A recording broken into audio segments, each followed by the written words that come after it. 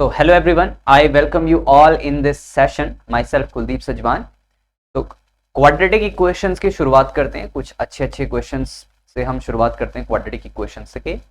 तो इसमें पहला क्वेश्चन है आप लोगों के सामने, a quadratic polynomial f of x is equals to x square plus ax plus b is formed with one of its zeros being 4 plus 3 root 3 upon 2 plus root 3 where a and b are integers।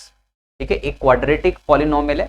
क्या नाम है quadratic polynomial का? f of x। और कैसे है? x square plus ax plus b, और इसका जो एक जीरो है वो है 4 plus 3 root 3 upon 2 under root 3, 2 plus under root 3।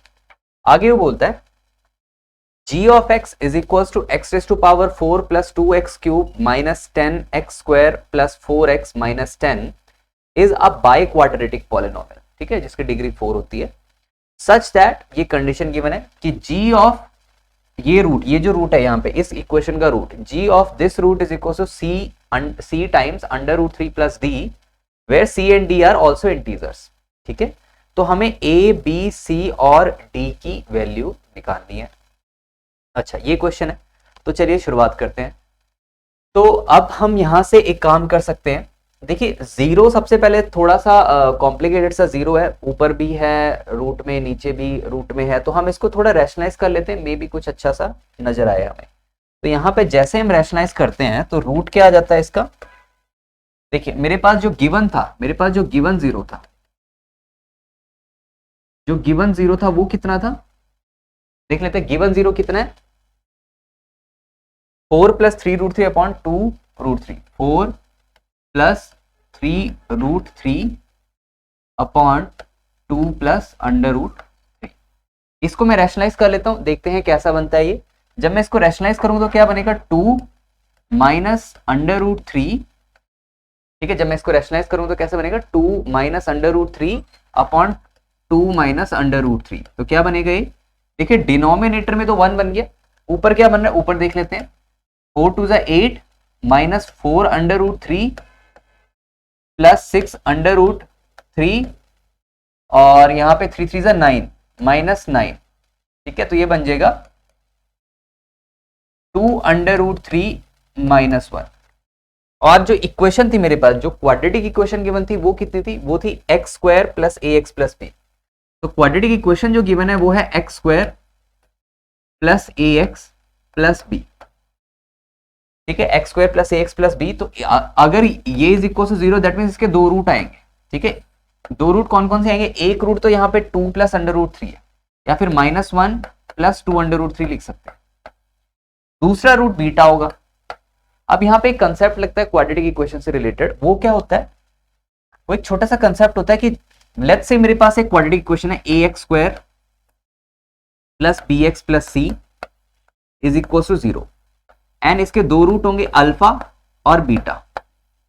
तो अब कंसेप्ट क्या है कि अगर अल्फा और बीटा में से कोई एक रूट इररेशनल आता है, ठीक है, या फिर मान लो कॉन्जुगेट आता है, तो दूसरा रूट उसका दूसरा, या फिर कॉम्प्लेक्स आता है तो दूसरा रूट उसका कॉम्प्लेक्स कंजुगेट होगा या कॉन्जुगेट होगा। कहने का मतलब कि अगर एक root p plus under root q है तो दूसरा root p minus under root q होगा, या फिर p plus iota times under root q है तो p minus iota times under root q हो जाएगा। अब इसका रीजन क्या है? क्वाड्रेटिक फॉर्मूले में रीजन पता है, क्वाड्रेटिक फॉर्मूले में प्लस माइनस होता है। तो अगर रूट वाला चीज वो जीरो, वो परफेक्ट स्क्वायर नहीं बन रहा, तो एज इट इज रहेगा, तो एक बारी प्लस लेंगे एक बारी माइनस लेंगे, इस तरह से। तो अगर मेरे पास एक रूट -1 प्लस 2 अंडर रूट 3 है तो दूसरा रूट क्या होना चाहिए? दूसरा रूट होना चाहिए -1 माइनस 2 अंडर रूट 3। ठीक है, ये चीज क्लियर होनी चाहिए। ओके, अब आगे बात करते हैं इसकी। तो यहां से मेरे पास दोनों रूट आ चुके हैं। ठीक है, दोनों रूट आ चुके हैं, तो अब हम कंसेप्ट लगाएंगे sum of root and product of root वाला। तो मुझे पता है sum of roots, sum of roots वो किसके इक्वल हो जाएगा? इन दोनों को ऐड कर लेते हैं। ठीक है, सम ऑफ रूट्स में इन दोनों को ऐड किया जाए तो ये हो जाएगा -1 plus 2 under root 3 plus -1 minus 2 under root 3। तो सम ऑफ रूट किसके इक्वल होता है? Coefficient minus coefficient of x upon coefficient of x square. तो माइनस कॉफिशिएंट ऑफ एक्स तो ए है and coefficient of x square तो 1 है, उसको लिखने की जरूरत नहीं है। यहां से देखिए आप ध्यान दे तो अंडर रूट 2 से 2 अंडर रूट 3 से minus 2 under root 3 cancel out हो जाएगा एंड यहाँ पे बचेगा -1 मतलब ए की वैल्यू आ जाएगी 2। ए की वैल्यू कितनी आ चुकी है? 2 आ चुकी है। नेक्स्ट करते हैं हम product of roots. Product of roots करते हैं तो प्रोडक्ट ऑफ रूट्स में कितना आ जाएगा? -1 - 2 under root 3 times -1 + 2 under root 3 is equals to, ठीक है, -1 + 2 under root 3 -1 - 2 under root 3 -1 + 2 under root 3 -1 - 2 under root 3। ठीक है, अब ये प्रोडक्ट ऑफ रूट्स किसके इक्वल होता है? Coefficient sorry constant term upon में coefficient of x square. So constant term कितनी है? b, तो यहाँ पे b के इक्वल लिख देता हूं मैं इसे एंड इसको सॉल्व करेंगे तो कितना आएगा? हम एक काम कर सकते हैं, ये आ जाएगा a + b और a - b का फॉर्मूला बना, तो यहाँ पे -1 का होल स्क्वायर -2 अंडर रूट 3 का whole square is equals to b। So b की वैल्यू कितनी आ जाएगी? b इज इक्वल्स टू 1 - 2 × 4 3 × 12, तो b की वैल्यू कितनी आ रही है? -11। ये b की वैल्यू आ चुकी है।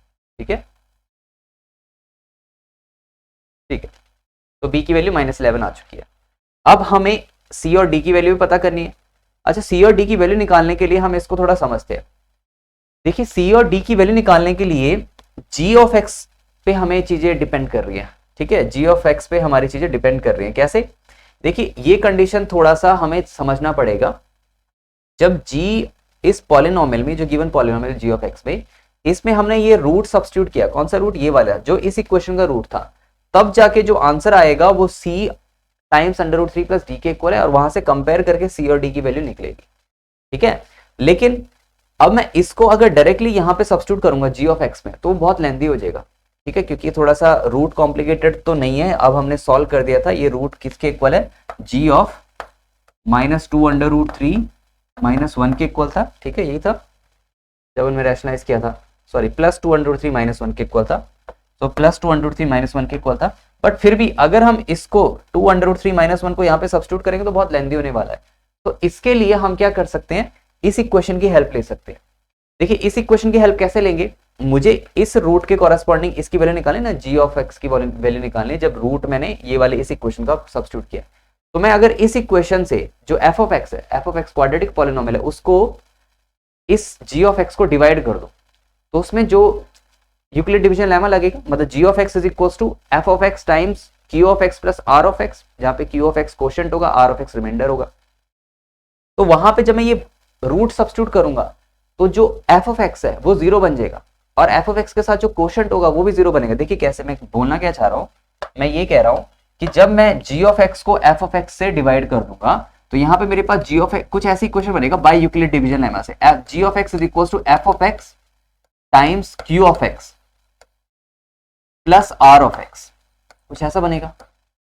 ठीक है, जहां पे degree of r of x वो f ऑफ x से छोटी होनी चाहिए, ऑब्वियसली सबको पता है यूक्लिड डिवीजन लेमा से। तो यहाँ पे जब मैं ये वाला रूट सब्स्टिट्यूट करूंगा, ये वाला जो पॉइंट सब्स्टिट्यूट करूंगा 4 प्लस या फिर 2 अंडर रूट 3 -1, यहाँ पे मैं सब्स्टिट्यूट करूंगा तो ये वाला पूरा फैक्टर 0 बन जाएगा। क्यों? क्योंकि वो f ऑफ x का रूट है ऑलरेडी। ठीक है, ये जो है ये वाला जो 2 अंडर रूट 3 -1 ये f ऑफ x का रूट है। तो अल्टीमेटली जस्ट मेरे पास ये पूरी की पूरी एक्सप्रेशन, मतलब इसकी value just r of x पे डिपेंड करेगी, तो वो थोड़ा ईजी बन जाएगा। ठीक है, इसीलिए हम ये चीजें कर रहे हैं। तो अब हम शुरू करते हैं, ये पूरा कार्यक्रम जो मैंने समझा दिया ये शुरू करते हैं। तो यहाँ पे a और b की वैल्यू तो हमने निकाल चुके हैं। a की वैल्यू कितनी आई थी? 2 और b की वैल्यू कितनी आई थी? -11। a की वैल्यू 2 आई थी, b की वैल्यू -11 आई थी। ठीक है, ओके, तो अब हम शुरू करते हैं। यहाँ पे x² प्लस 2x -11, ठीक है, यही था, एंड इसको मैं डिवाइड कर रहा हूं। ठीक है, g ऑफ x अंदर रख रहा हूं, x raise to power 4 plus 2x cube minus 10x² plus 4x -10 -10x² plus 4x -10। ठीक है, -10x² प्लस 4x -10। ठीक है, इसको डिवाइड करना शुरू करते हैं। क्या होगा? x² से डिवाइड, x² से मल्टीप्लाई करना पड़ेगा। यहाँ पे बन जाएगा x raise to power 4 plus 2x cube minus 11x²। Cancel out हो रही है चीजें, ये कैंसिल आउट हो गया, ये कैंसिल आउट हो गया, यहाँ पे कितना बन जाएगा, जस्ट एक्स स्क्वायर बनेगा प्लस 4x आएगा और माइनस 10 आएगा नीचे।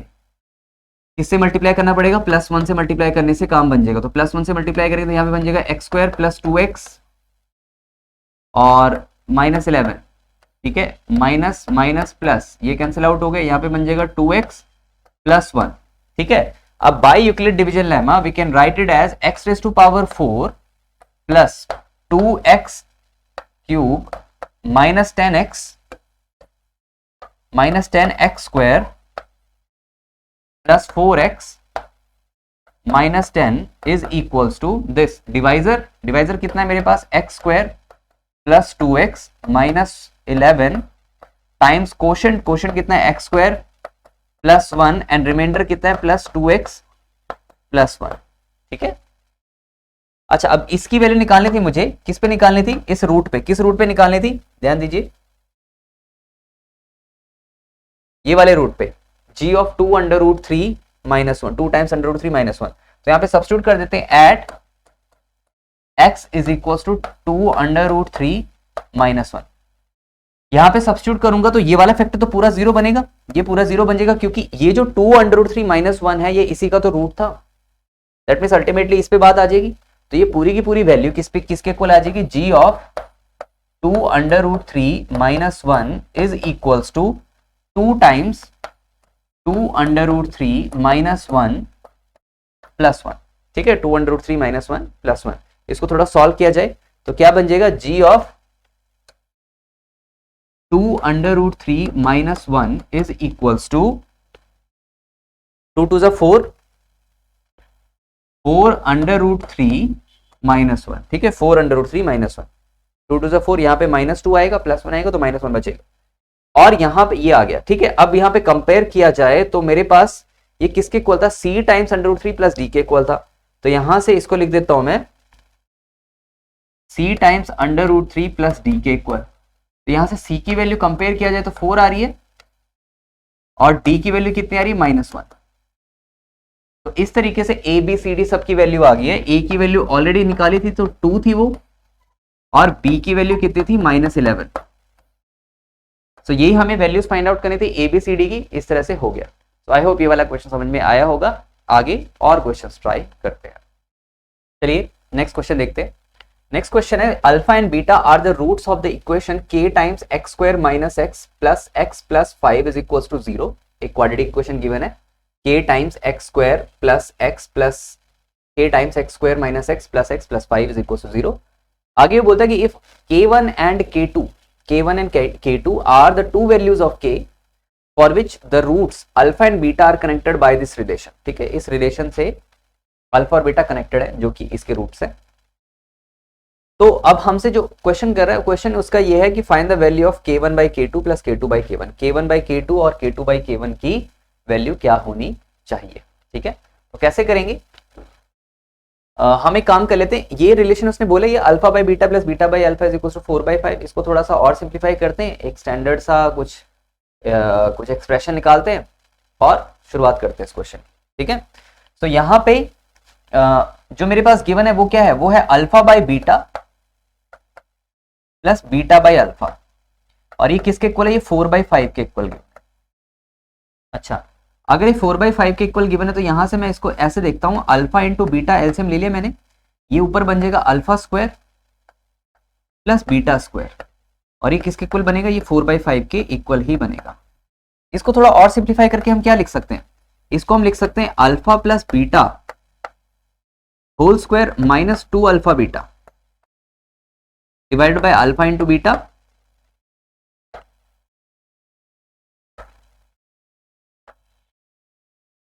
Divided by alpha into beta is equal to 4/5। ठीक है, वही सेम कुछ नहीं किया, जैसे एलसीएम लिया एंड थोड़ा सा सम ऑफ रूट्स और प्रोडक्ट ऑफ रूट्स की फॉर्म में एक्सप्रेशन को मैंने कन्वर्ट कर दिया। अच्छा, इस इक्वेशन से देखा जाए, इस इक्वेशन को थोड़ा सा और अच्छे ढंग से लिखते हैं। तो यहाँ पे इक्वेशन जो थी वो है kx² minus kx plus x plus 5 is equal to 0, यही इक्वेशन थी। ठीक है, kx² minus kx plus x plus 5। अब थोड़ा सा इसको और स्टैंडर्ड फॉर्म में लिखा जाए तो kx² plus 1 minus k times x plus 5 is equal to 0। इस तरह से ये इक्वेशन है, ठीक है। तो यहां पे ये इक्वेशन इस तरह से, तो अब देखिए यहां से इसके जो दो रूट्स है वो क्या है, एक रूट अल्फा है और दूसरा रूट बीटा है इसका। तो सम ऑफ रूट्स मतलब अल्फा प्लस बीटा वो किसके इक्वल होगा, minus coefficient of x divided by coefficient of x square. तो ये बन जाएगा k minus 1 divided by k equal, and product of roots alpha into beta वो किसके इक्वल होगा, constant term which is 5 upon coefficient of x square which is k. अब यहां से जो मेरे पास इक्वेशन पीछे बनी थी उसमें हम यहाँ पे सब्स्टिट्यूट कर देते हैं। तो alpha plus beta whole square, तो यहाँ पे alpha plus beta whole square मतलब k minus 1 divided by k whole square minus 2 times 5 upon k upon 5 upon k is equal to 4/5 k equal है, ठीक है, 4/5 के इक्वल है। तो यहां से बन जाएगा के माइनस 1 होल स्क्वायर, थोड़ा सा सिंप्लीफाई करना है, k minus 1 minus 10k upon k square into k/5 is equal to 4/5।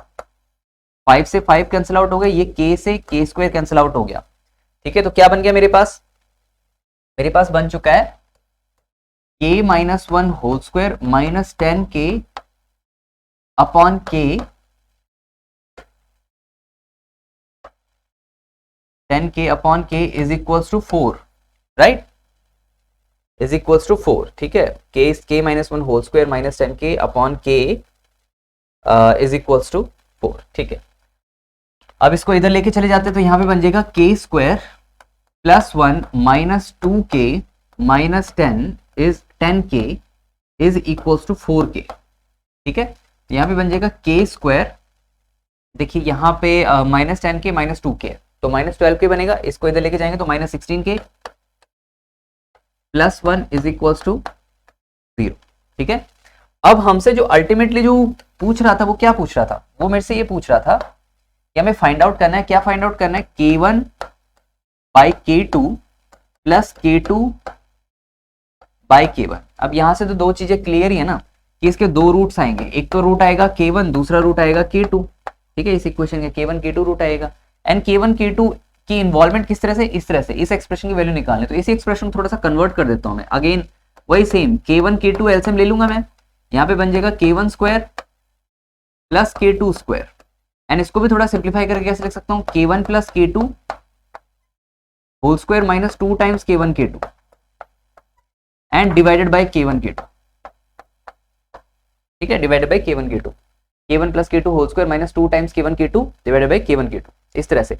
अब इसी चीज में मैं यहाँ पे ये k1 प्लस k2 की इन्वॉल्वमेंट को किस तरह से करता हूं, देखिए सम of roots k1 plus k2 ये किसके इक्वल हो जाएगा, सम of roots k1 plus k2 किसके इक्वल हो जाएगा, minus coefficient of x upon में कोफिशिएंट ऑफ x स्क्वायर, मतलब minus coefficient of k upon में कोफिशिएंट ऑफ k स्क्वायर। तो यहाँ पे 16 आ जाएगा, and product of roots alpha sorry k1 into k2, product of root क्या है k1 इंटू k2, ये किसके इक्वल आ जाएगा, ये आ जाएगा 1 के इक्वल। इन दो को मैं यहाँ पे सब्स्टिट्यूट कर देता हूं, तो यहाँ पे बनेगा k1 plus k2 whole square मतलब 16 का स्क्वायर, तो ये बन जाएगा 16 का स्क्वायर मतलब 256 माइनस 2 k1 k2 तो 1 है तो मतलब माइनस 2, एंड अपॉन में भी 1 ही है k1 इंटू k2, तो यहाँ पे कितना बन जाएगा 254। तो अपना जो फाइनल आंसर होगा वो आएगा 254, ठीक है। सो इस तरह से ये क्वेश्चन हो गया। तो ये क्वेश्चन आपको समझ में आ गया होगा, आई होप। आगे बढ़ते हैं, कुछ और क्वेश्चंस को ट्राई करते हैं।